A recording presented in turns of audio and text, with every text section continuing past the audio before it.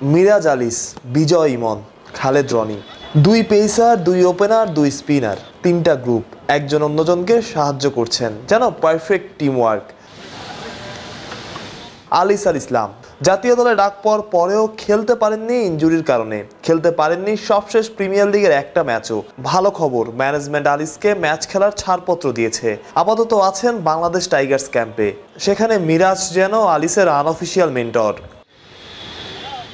আলিস বাংলাদেশের একমাত্র mystery spinner, তবে তার ফিল্ডিং সামর্থ্য নিয়ে প্রশ্ন আছে। মিরাজ আলিসকে দেখিয়ে দিচ্ছেন হাই ক্যাচ নেওয়ার বেসিক। বাংলাদেশ টাইগার্স ক্যাম্পে ক্রিকেটার আছেন মোট 21 জন। পুরো বছর জুড়ে এই প্রোগ্রাম চলবে, অর্থাৎ জাতীয় দলের আশপাশে থাকা ক্রিকেটাররা প্রায় সবসময়ই থাকবেন অনুশীলনের মধ্যে। একসাথে অনুশীলন করবেন, যেখানে থাকবেন সিনিয়র ক্রিকেটাররাও। জুনিয়রদের জন্য যা শেখার বড় মঞ্চ হতে পারে।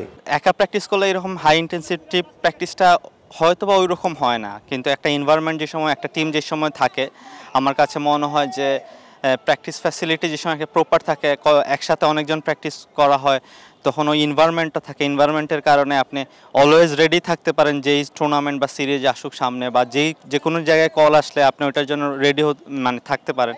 আমার কাছে মনে হয় এরকম ক্যাম্পটা করলে বা এরকম প্র্যাকটিসটা হলে আমাদের অলওয়েজ রেডি থাকতে খুব ভালো মানে হেল্প করে। দেখেন, এখানে আমাদের দেশের সেরা কোচ আছে, তারপর আমাদের সিনিয়র বাইরে আছে। সো আমরা বলবো এটা আমাদের অলমোস্ট সেকেন্ড ন্যাশনাল টিম, এবং আমাদের যেইটুক ফ্যাসিলিটির মধ্যে আমরা কাজ করতেছি, বলবো ন্যাশনাল টিমের কোয়ালিটির মতোই হচ্ছে।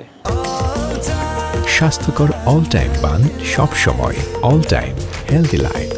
আবু হায়দার রনি সবশেষ ডিপিএল এর হাইয়েস্ট উইকেট টেকার। এক সময় খেলেছেন বাংলাদেশের হয়ে, তারপর হারিয়ে যাওয়া। জাতীয় দলে না থাকলেও রনি আবার ফিরেছেন, আছেন বাংলাদেশ টাইগার্সে, অর্থাৎ জাতীয় দলের সবচাইতে কাছের পাইপলাইনে, যা রনিকে হয়তো দেখাচ্ছে রঙিন প্রত্যাবর্তনের স্বপ্ন।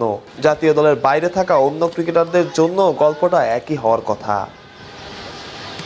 মাহরুষ প্রত্যয়, অলরাউন্ডার।